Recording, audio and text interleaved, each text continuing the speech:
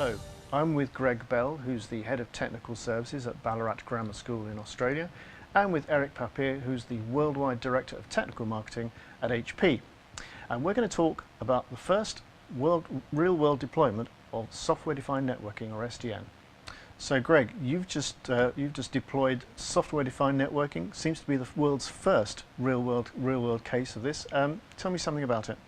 Okay, so Ballarat Grammar is a large regional school in country Victoria, so we're just outside Melbourne. We're about 120 k's west of Melbourne. We have 1,400 students and 200 staff.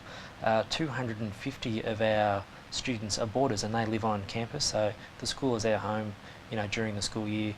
I suppose we have a fair mix of devices on our network. We have a one-to-one program in our senior school for our senior school students and for our teachers, but we also have a bit of BYOD for our boarding house students, just so they feel a bit more comfortable during their stay in the boarding house.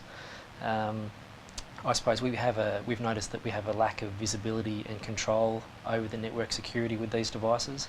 The one-to-one program, the students are all administrators on their devices, so effectively, from a management side, they may as well be BYOD.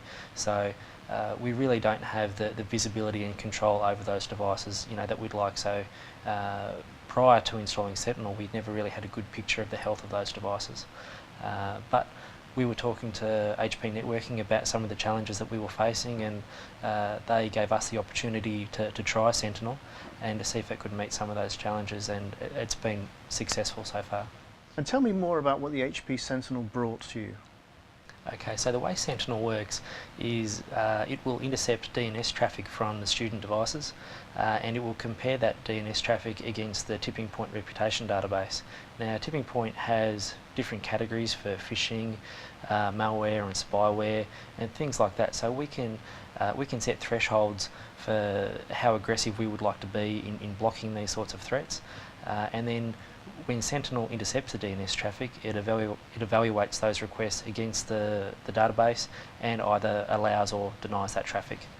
If the traffic's denied, it will log that, the threat details and the device details, so we can see what's happening, and we sort of have the power to chase up these threats, and we can track down the device and the user and clean up these infections.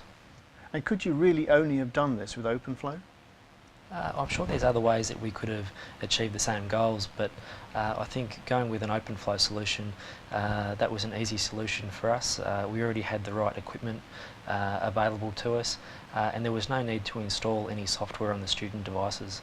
It doesn't require an agent to be installed or anything like that. This works purely at the network layer, and I think that's a really special thing, and there's no inconvenience to our users.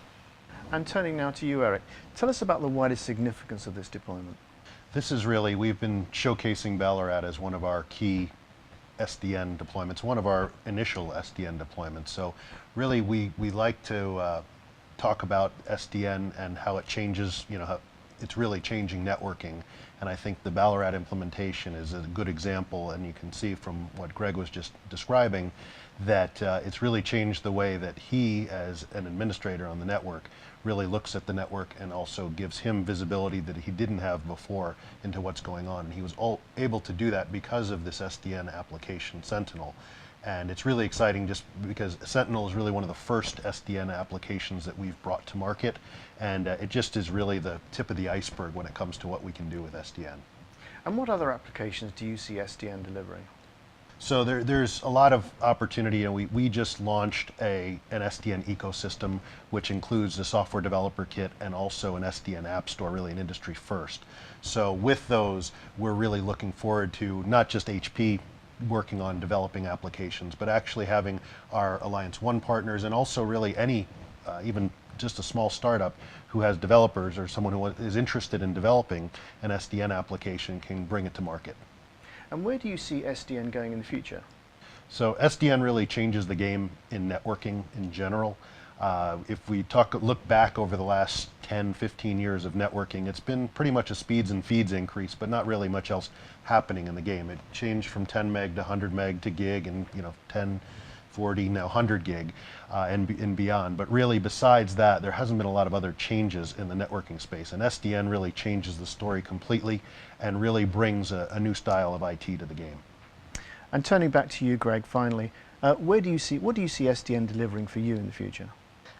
Being able to get hands-on with Sentinel has really given us an appreciation for what SDN can offer, and we're really looking forward to more of those small niche applications that can really help us with, you know, strategic problems that we need to solve on the network.